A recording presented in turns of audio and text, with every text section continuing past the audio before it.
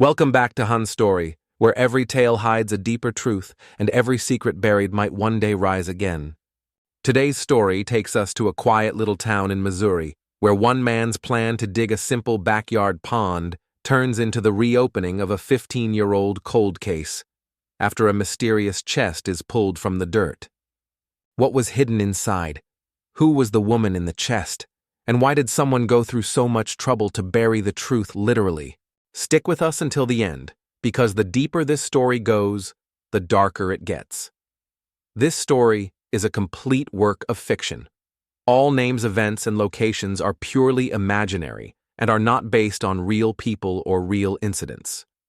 If you enjoy chilling mysteries, emotional twists, and stories that leave you thinking long after the credits roll, hit that like button, subscribe, and turn on the notification bell so you won't miss the next dark secret we uncover. And now, let's begin.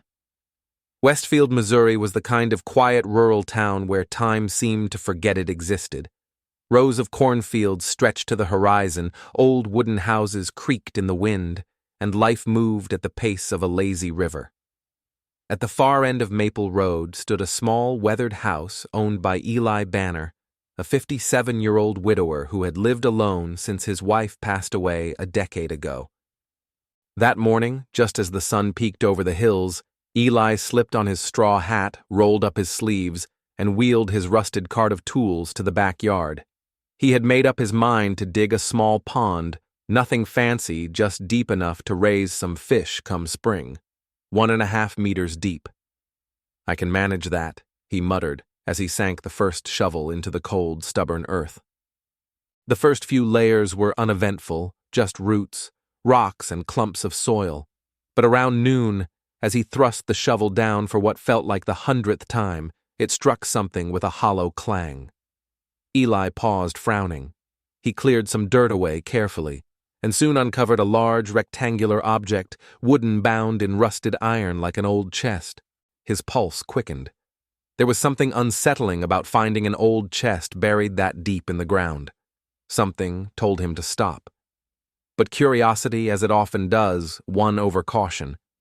He brushed more soil aside and gave the lid a tug. It didn't budge, locked and tightly. Eli stepped back and called the police. Within half an hour, 4 patrol cars pulled up in a cloud of dust. Among them was Lieutenant Dana Ross, a seasoned officer with over 20 years on the force. When Eli pointed toward the chest, her expression instantly changed. "Mr. Banner, did you open it?" "No," Eli replied, wiping sweat from his brow. "Tried, but it's locked tight." "Good. Stay back. This might be more than just old junk." A forensic team and a locksmith were summoned. An hour later, as silence fell over the backyard, the rusted lock gave way with a groan. The lid creaked open, and a wave of foul, pungent odor hit the air strong enough to make grown men recoil. Inside lay human remains, curled up, decomposed down to bone.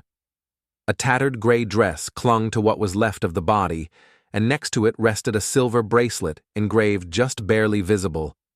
"Mar Ade." Lieutenant Ross's face went pale. She turned to a young deputy, her voice suddenly sharp. "Call HQ, now. Tell them to reopen the Marla Devine missing person file from 2010. A gust of wind rustled the leaves overhead like whispering voices.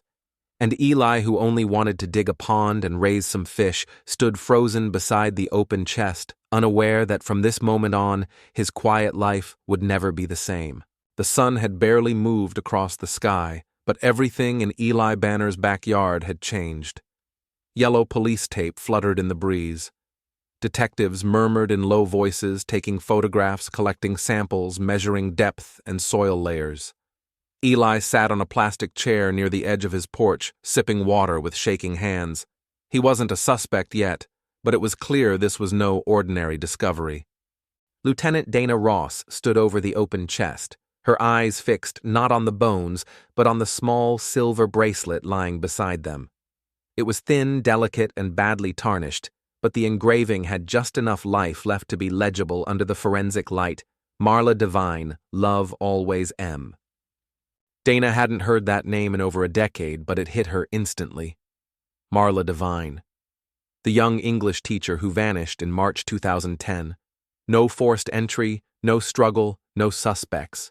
She had simply walked out of her apartment one rainy Thursday evening and never came back. I need everything related to the Divine case scans, witness reports, even the missing pieces, she said to Officer Mendez, who nodded and rushed off to the cruiser. But even as she spoke, Dana felt that old weight in her chest. She had worked the Divine case when she was just a detective. She remembered the press, the vigils, the endless, fruitless search. And now, after all these years, Marla had been beneath the earth just 50 feet from another man's back door. Meanwhile, Eli's name was already being run through the system. Born and raised in Westfield. No criminal record. Worked at the hardware store for 20 years, then retired early after a back injury. A quiet man with no known connection to Marla Devine. So, why was she buried on his land? Back at the precinct, digital files were pulled up, while dusty case boxes were dragged from the archives. The 2010 Missing Persons report included a photo of Marla smiling on her front porch, her eyes bright, unaware of what fate had planned. The last person to see her alive, according to the file, was a man named Dean Halbrook, then a detective now retired. He had conducted her initial interview after a burglary reported at her apartment just a week before she vanished. Odd detail, that burglary case had never been fully closed, and the report was missing from the file. Contact Halbrook, Dana instructed. I want to know why that detail vanished and why we have no interview tape. But getting in touch with Halbrook wasn't easy. He moved out of Westfield 2 years ago, said Officer Mendez. Now lives off the grid near the state line. No phone, no email, not even a forwarding address. Dana narrowed her eyes. Find him. That night, as Westfield returned to its slow rhythm, Eli stayed up in his darkened kitchen, unable to sleep. The chest had been taken away. The backyard now resembled a dig site. Reporters had begun gathering across the road, kept at bay by a single patrol car. He stared at his muddy hands. He hadn't known Marla, had never heard of her. So why had her body been buried just behind his garden shed 3 feet from where he used to hang laundry with his wife? Then he remembered something, a detail that meant nothing at the time. 6 years ago, when he'd replaced the fence, he dug a few post holes, just a foot or two deep. One of them had hit something hard. He had assumed it was rock moved over and tried again. Didn't think twice. His stomach twisted. What if it hadn't been a rock? Elsewhere, miles away from Westfield, a man in his 60s watched the news from an old TV in a cabin without curtains. The reporter was vague but clear enough. A possible link to the 2010 disappearance of local teacher Marla Devine. Sources say a bracelet may have been found near the remains. The man lowered the remote, slowly exhaling. They had found her. Lieutenant Dana Ross rarely revisited old cases. The years had taught her to live with the unknown, to box up the missing faces and file them in a mental drawer marked "Never Solved." But Marla Devine, she had never left that drawer. The bracelet was enough for a tentative ID, but forensic confirmation would take time. Still, Dana knew in her gut it was her. Marla hadn't run away. She hadn't gotten tired of small-town life. She had been murdered, and whoever did it had buried her like a secret inches below the surface of a quiet backyard. By the next morning, the department's cold case unit was officially reopened. 2 detectives were assigned full-time to work under Dana. One of them, Detective Leo Kramer, was young, sharp, and obsessed with details. The other, Anita Solis, was older, patient, and known for her instincts. The first step was reconstructing Marla's final days. They started with her colleagues at the high school. Some had left town, some had passed away, but 3 still lived nearby. One of them was Patricia Lenz, a retired counselor who had worked closely with Marla. I remember she was scared that last week Patricia said, her voice trembling as she stirred her tea. Kept saying someone had been in her apartment. She said things were moved, clothes folded differently. Her journal was missing one day, then reappeared the next. Dana nodded. Did she mention anyone by name, anyone she was afraid of? She never said. But she did tell me that if anything ever happened to her, it wouldn't be an accident. That single sentence sent a chill down Dana's spine. Back at the precinct, Kramer had pulled up a digitized archive of local surveillance from 2010. Most of it was grainy footage from gas stations and intersections. But one tape caught his eye, a security camera from Miller's Hardware, just a few blocks from Marla's apartment. Timestamp March 4th, 2010, 6:43 p.m. A woman matching Marla's description was seen buying a padlock and a hammer.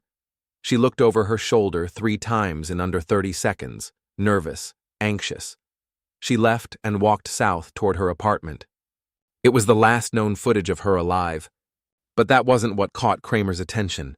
In the background of the frame, exiting the same aisle a few seconds after her, was a man in a gray coat, face obscured by a cap, unidentified. Meanwhile, in the lab, the medical examiner had begun analyzing the remains from the chest. Preliminary findings: cause of death likely blunt force trauma to the back of the skull. Estimated time of death between March 4th and 6th, 2010. No signs of restraint, but the way the body was curled suggested she had been placed intentionally, not hastily. But one item stood out most inside the lining of the decayed dress was a small rolled piece of plastic, a microcassette, warped but intact. Kramer couldn't believe it when he saw it. A microcassette.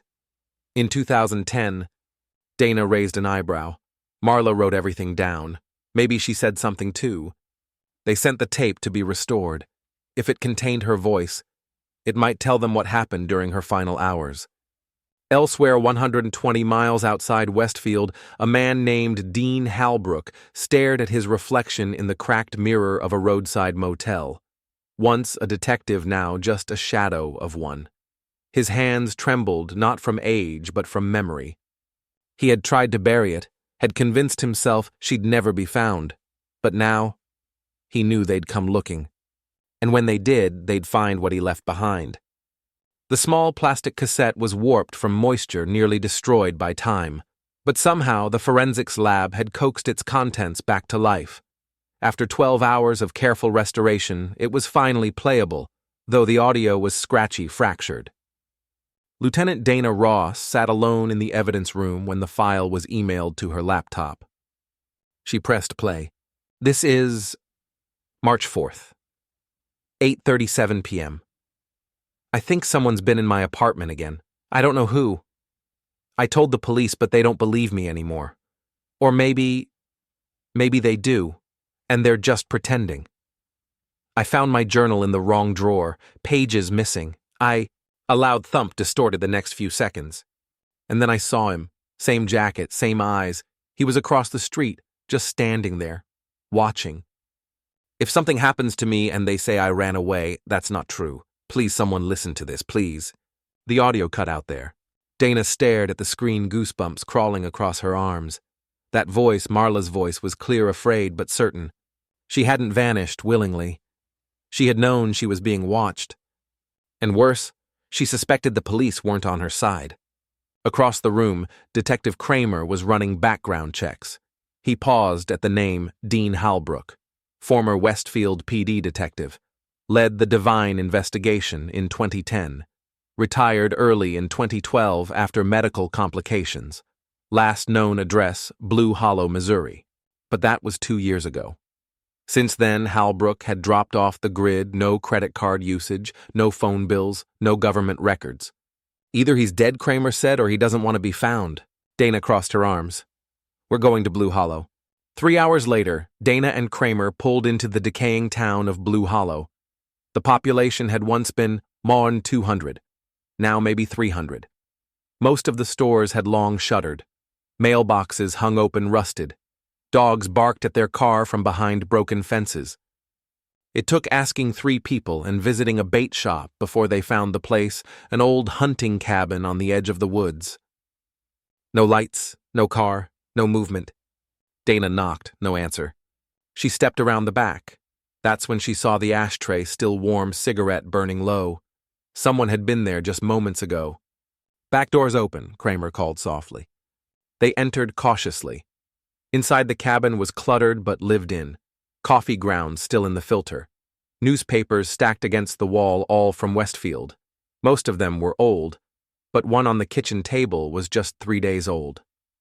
Headline: Skeletal remains found in backyard chest, police reopen 2010 cold case. Dana's gaze shifted. Above the table was a board with pinned photographs. Some were faded black and white, others printed from articles. In the center, a photo of Marla Devine, the same one from her missing persons report. She was watching someone, Kramer whispered. And now, someone was watching her.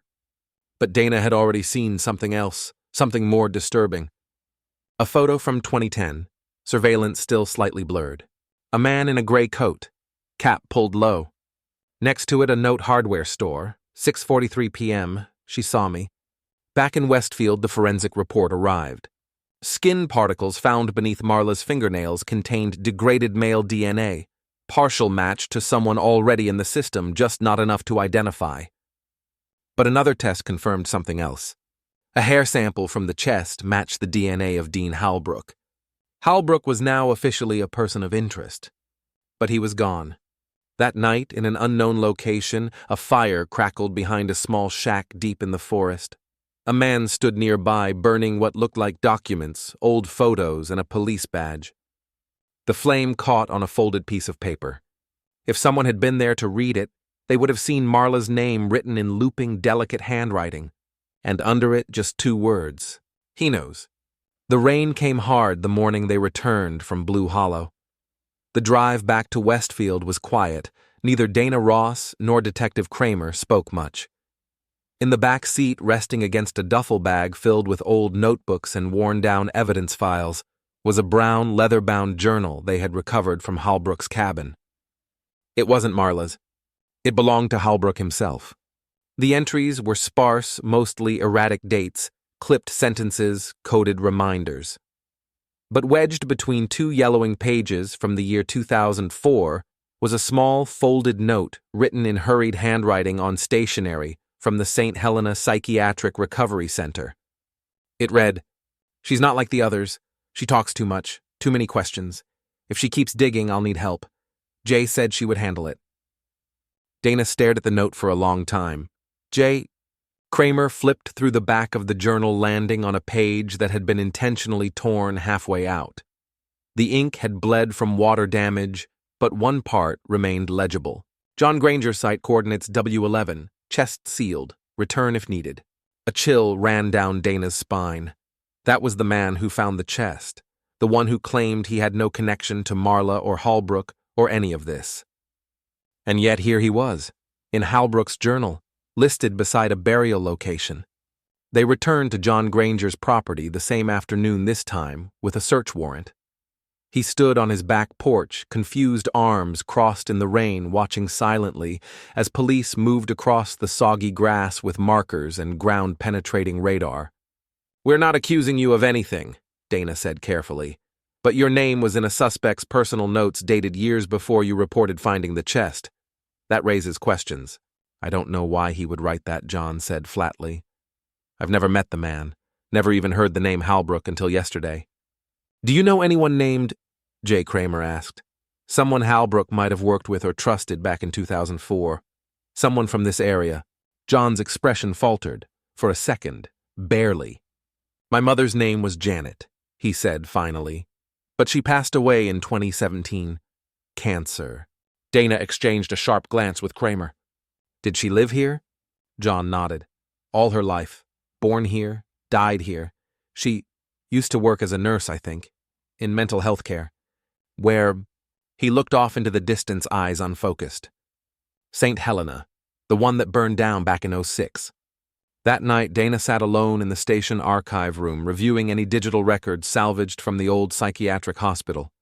The fire had destroyed 90% of the files, but one scan remained: a personnel roster from 2003.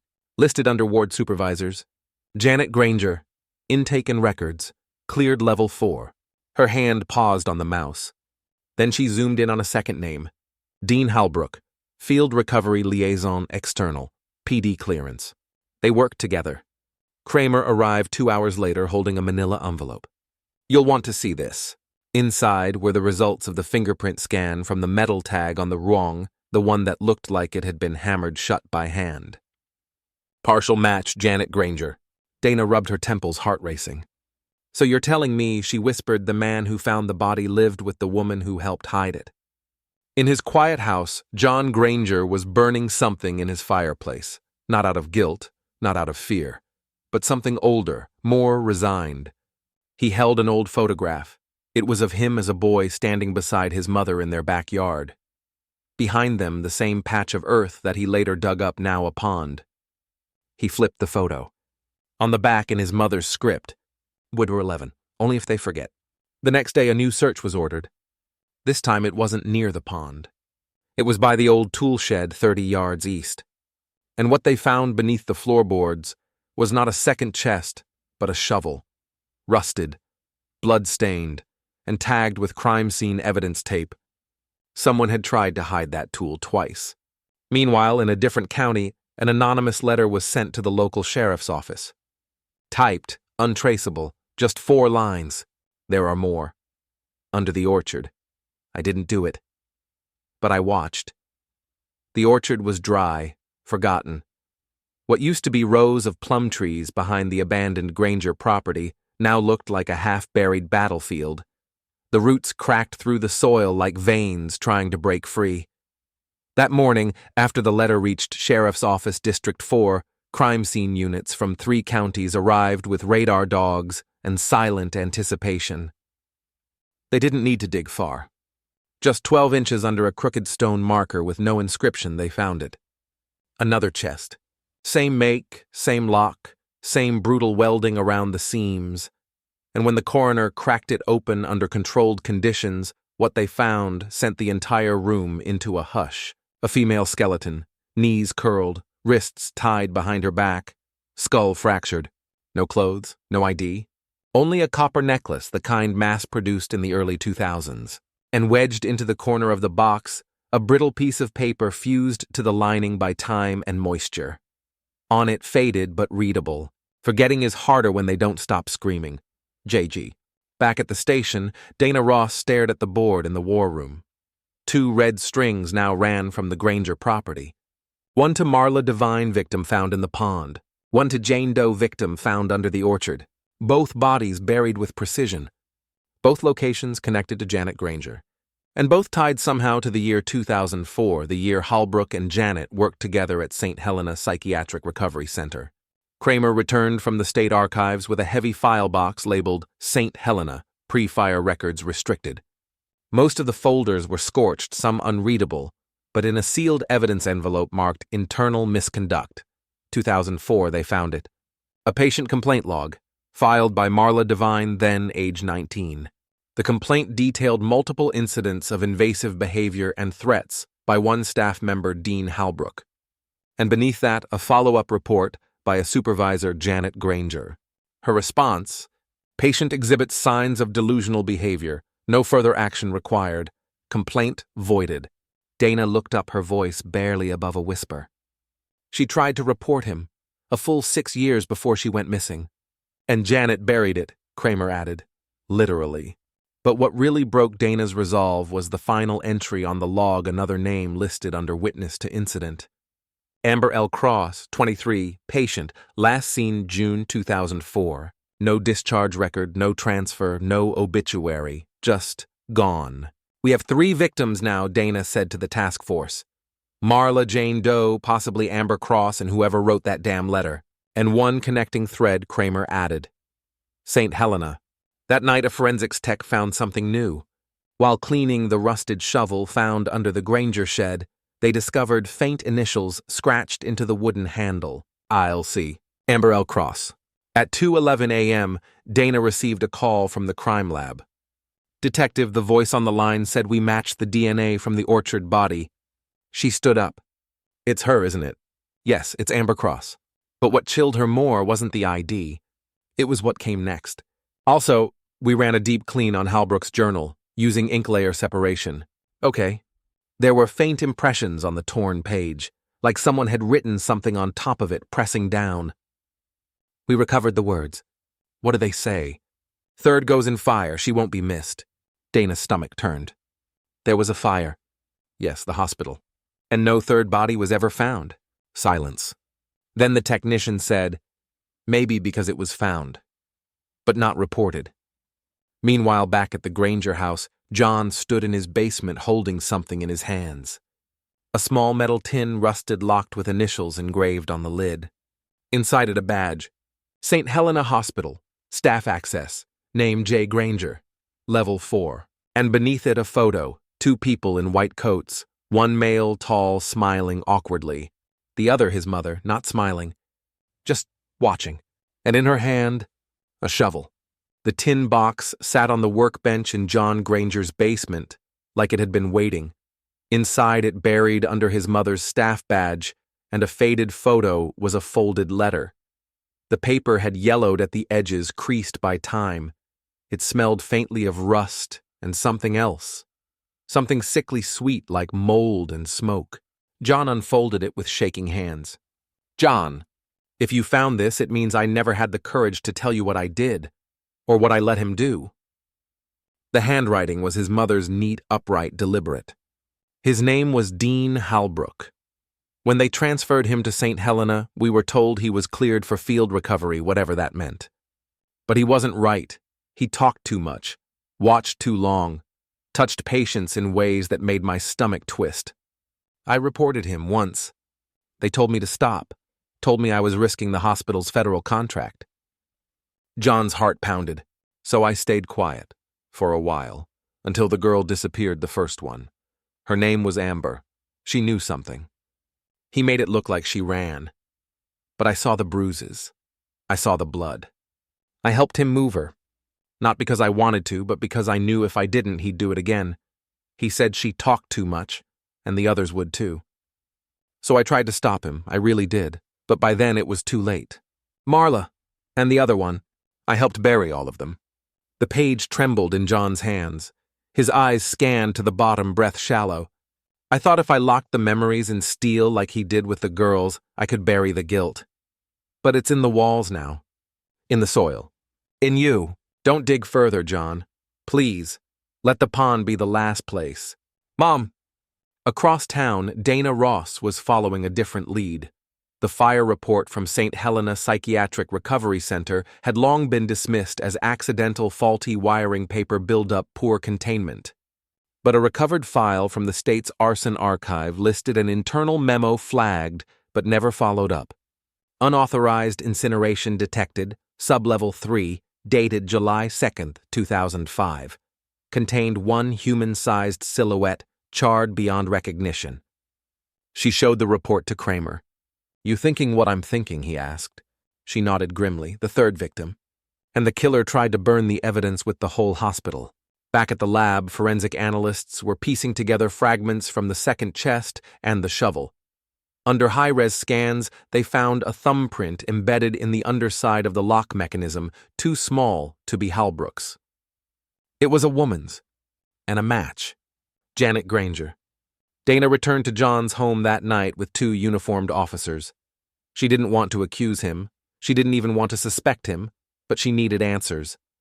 He opened the door, already waiting. In his hands, the letter. She wrote it, he said quietly. Everything, she confessed. Dana stepped inside. The house was too quiet, no TV, no music, no air even moving. He led her to the basement. "She made me promise never to dig here," he said, pointing to a corner sealed with concrete. "Said some things were supposed to stay buried." "And yet you did," Dana said softly. "I dug the pond," he admitted. "Not the shed, not the orchard, but the pond." "Yeah.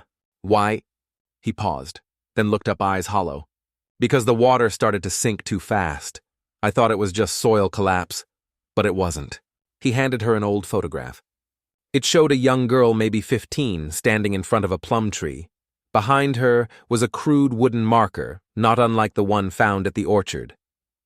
On the back, one word was written. Catherine. "Who's Catherine?" Dana asked. "My sister John," replied. "She died in 1998. That's what they told me." Dana narrowed her eyes. John didn't answer. Meanwhile, across the state line, a woman arrived at a small roadside police station. She looked older now, her face worn, eyes tired, hands trembling as she slid a photograph across the desk. "I heard about the girls you found," she said. The officer leaned in. "Ma'am, who are you?" She pushed the photo closer. I used to be Amber Cross's roommate, she whispered, at St. Helena. The officer stared. She didn't run away, the woman said. She never would have left me behind. She hesitated, then added, and I think there was a fourth girl. The tape was warped. Faint streaks of static danced across the screen like ghosts clawing to stay in the frame. But what it showed, in spite of the distortion, the grain, the fire damage, stopped the entire task force cold. They found it in a mislabeled box in the state archive rescued from the ash pile marked St. Helena Psychiatric Center, destroyed media. The label on the tape read, July 1st, 2005, Observation, RM3, Internal Incident Record.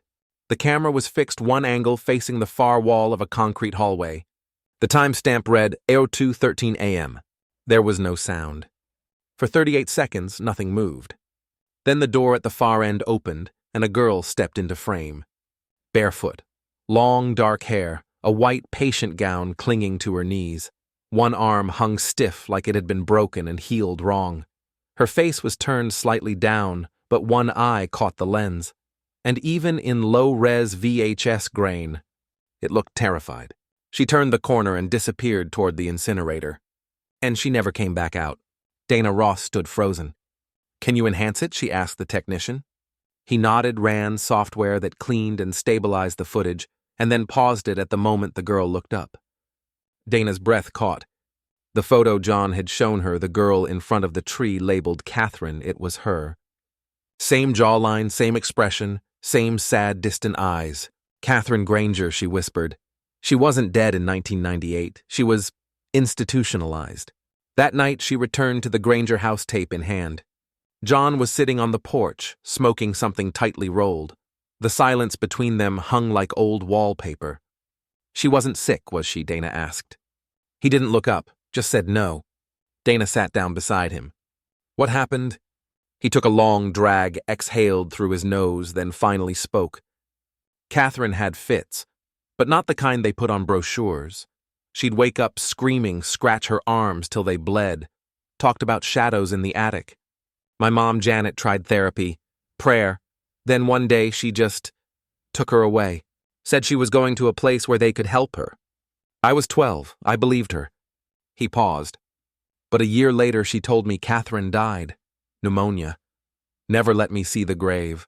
I just believed her again. Back at the station, Kramer was following the new lead from the former roommate of Amber Cross, now identified as Lindsay Wren. Lindsay had kept journals, pages full of odd schedules, warnings she and Amber passed to each other in code. Among them was one entry dated June 25th, 2004. Catherine isn't a patient. Halbrook talks to her in private. Says she's proof of something. And below that in capital letters, she's not sick. She's hiding something. Kramer stared at it for a long time. At 3:40 a.m., Dana received a new alert from the lab. The fingerprint lifted from the inside of the second chest lid buried under the orchard had degraded badly, but a partial ridge pattern matched a known sample from 1995. Not Janet, not Halbrook, not Amber Cross. The match? Catherine Granger. Dana leaned forward. She was there when the body was sealed. No, the technician replied. It was more than that. She might have locked it herself. The case began to shift. What if Catherine hadn't been a victim? What if she'd been part of it? The team rechecked the VHS archive. Most had burned, but one internal inventory list survived, showing a set of tapes never logged, labeled only by initials. CG01 to CG07. 7 tapes. All missing, all logged by Janet Granger. At sunrise, John returned to the basement. The light cut through the dust like a blade. He stared again at the concrete slab in the corner, the one his mother told him never to touch. This time, he brought a pickaxe. He swung once, twice, cracks spidered. On the fourth strike, a hollow sound echoed beneath. He dropped the tool, then dug with his hands, and found a box. Wooden. No lock. Lighter than the steel chests. He lifted the lid. Inside tapes, labeled neatly. CG01, CG02, CG03, 2, CG07, and on top, a note in his mother's handwriting. If you want to know the truth, Listen to your sister. The first tape started with a high-pitched tone, long piercing like feedback from a broken mic. Then silence. The image came into focus, a girl seated at a metal table, hands cuffed. Fluorescent light flickered overhead. A date flickered on screen. CG01, March 6, 2004. Dana Ross. John Granger and Agent Kramer watched in silence as the image stabilized. Catherine Granger, now clearly older than the tree photo, stared at the camera. Eyes blank, shoulders slouched. She whispered something barely audible. Dana leaned closer to the monitor. "Can you enhance audio?" she asked. The technician nodded. He cleaned the track, and suddenly a voice emerged. They thought I was broken, but I was watching. Tape 1, CG01. They called it therapy, but it wasn't. He made us talk. He said the truth would boil the sickness out. He'd turn the recorder on, then leave the room. But I knew he was watching from the other side of the mirror. Amber told me he liked to film us. Not for records, for himself. One day she said she found his private tape drawer. That night she was gone. John shifted in his seat, fists clenched. Dana took notes. Tape 2, CG02. There's a tunnel below the sub-basement. It's not on blueprints. 3 doors. The last one is locked from the inside. It smells like bleach and fire. He burned something down there. I saw him come out with his sleeves wet. His boots were stained. He saw me, smiled. Said that's where secrets go when they die. Tape 3, CG03. Catherine's voice trembled. Marla didn't scream when he dragged her. She was already drugged. I tried to stop him. I stabbed him with a pen. He laughed. Said I'd graduate early if I kept interfering. So I made a plan. The night of the fire, it wasn't an accident. I locked the back wing from inside. I opened the gas valve. I lit the match. The room went still. She started the fire, Kramer whispered. John said nothing. Dana clicked pause, but she didn't leave with the others. No, John said softly. She stayed, like she was punishing herself. Tape 4, CG04. He survived. Halbrook survived. Not his body, but something of him stayed. He comes to me now. In the wall, in dreams, in the reflection. They'll never believe me. But I hear him whisper. Bury them like you buried yourself. Her eyes stared past the lens, unblinking. The screen cut to black. At this point, the room was charged with dread.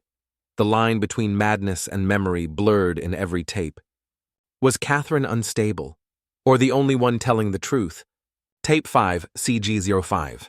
Mom knew. She visited me once a month. She told me to stay quiet, said she'd fix it, that she'd handle the bodies. So I gave her names, places. And she buried them where we used to play. Dana turned sharply to John. Did your mom ever go back to St. Helena after Catherine was committed? John nodded slowly. Every second Sunday. Said it was volunteer work. I never asked. Tape 6, CG06. Catherine's hands were bandaged. The third girl fought. She broke my finger. I didn't kill her, but I helped. I told him where she was hiding. Afterward, he made me carry her down. It was raining. She was still warm. I think part of me wanted her to be alive, so I wouldn't feel dead too. Tape 7, CG07. They will find the orchard chest first. Then the pond. Then this. I know how this ends. They'll think I was complicit. Maybe I was. But I never wanted to be a ghost. I just wanted to be believed. She looked into the camera a final time. Tell John. I didn't forget him. He used to sing to me from the hallway when Mom locked me in. That's the only song I still remember. Fade to static. Silence swallowed the room. For a long while, no one moved.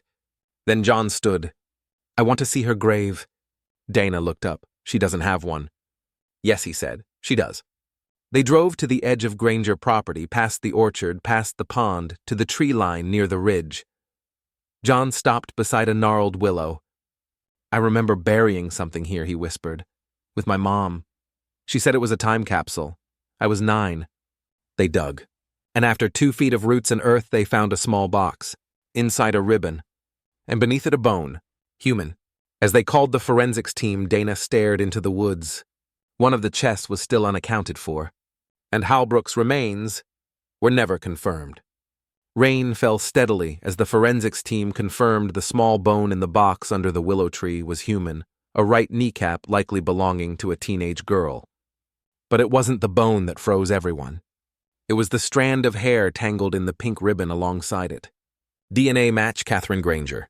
Dana, John, and Agent Kramer returned to the Granger house. There was only one place they hadn't searched: the attic. John told them his mother Janet forbade him from going up there. Never gave a reason, just said it was dangerous, full of bats, mold, and broken wood. But he remembered something else too. When I was a kid, I'd hear tapping on the ceiling, almost every night, and sometimes a voice, humming, soft, like a lullaby. His mother told him it was just the wind. They climbed a narrow staircase behind an old bookshelf. It led to a rusted hatch door nailed shut from below. Kramer pried it open with a crowbar. The smell hit them first: mold, dust, and something else faint but sharp. John pulled the cord to a single hanging light. The attic stretched out in the dark like a forgotten world. Boxes, plastic-covered furniture, moth-eaten clothes. And in the far corner, hidden behind a wall of insulation, a chest, smaller than the others, but unmistakably made of the same steel. Kramer and Dana exchanged glances. "You ready?" she asked. John nodded. They dragged it out, no lock, just a heavy lid. Together they opened it. Inside was a mirror, not a body, not remains. A full-length antique mirror cracked through the center like a lightning bolt had struck it. On the bottom corner, taped to the glass, was a small envelope. John opened it. Inside was a photo: John and Catherine, young, smiling, sitting under the orchard tree. On the back, in Janet's handwriting, "Only one of you was meant to survive." John staggered back. "What the hell does that mean?" he whispered. Dana pulled him aside. "We're missing something. There's no body here, no tape. But this chest, it's the same type. The third one. The last one she mentioned." They looked back at the mirror. And that's when Kramer noticed the base. Not solid wood. A false panel. He wedged his knife under it, popped it loose. Inside, a stack of photos. Some developed, some Polaroids, dozens of them. All of Catherine. But in some, she looked older than she should have been. Late 20s, maybe early 30s. One was dated 2014, 16 years after she was presumed dead. In it, she was wearing a hoodie, standing beside a mailbox. And behind her, the Granger house. "She never left," Dana whispered. "She was here," Kramer said. "This whole time." "In the attic?" John asked. Dana looked around. "No, not just the attic. Somewhere else." They searched the space again. Behind the insulation, Kramer noticed a vent shaft that had been blocked with books and pillows. He cleared it out, pulled the vent cover. Behind it, blackness. A crawl space. No more than 2 feet high. They shined their flashlights inside. It went deep, much deeper than the architecture should allow. At the end, a small mattress. A tray of half-eaten food long spoiled. A worn tape recorder. And a notebook. On the first page, "July 2012, I heard John singing again." She had lived there, hidden, for years. Fed through vents, moving only at night. Watching them. Watching him. The question was no longer what happened to Catherine Granger. It was who was buried in her place. Back at the lab, Dana rushed a final DNA comparison. The bones recovered from the orchard confirmed female teen presumed to be Amber Cross. Were not Amber. And more than that, they weren't Catherine either. They were a previously unclassified match, someone not in the system, likely a Jane Doe, swapped and misidentified from the psychiatric facility's chaos after the fire. In short, Catherine Granger faked her death, then lived inside the very home she had left. But the twist hadn't finished turning. Later that night, Dana played back the tape recorder found in the crawl space. It crackled, then a voice. Catherine's. "You found them all, the bones, the boxes, the lies. But the worst part isn't what he did. It's what I did after. I didn't just survive. I became him. And no one even noticed." Click. Final case notes. Janet Granger, deceased, likely covered up multiple homicides to protect her daughter. Dr. Halbrook, unconfirmed remains, assumed dead in fire, but suspicions linger. Catherine Granger disappeared in 1998, confirmed to have lived hidden in her own home until at least 2014. She was never arrested. Because she was never found. The attic crawl space had an exit. A broken panel. A rope leading into the woods. Fresh footprints. What if the person you thought was lost was never truly gone? What if they had simply been watching you? From the walls. If this story gave you chills, like, comment and subscribe for more spine-tingling tales like this. And let us know in the comments, was Catherine a victim or something far worse?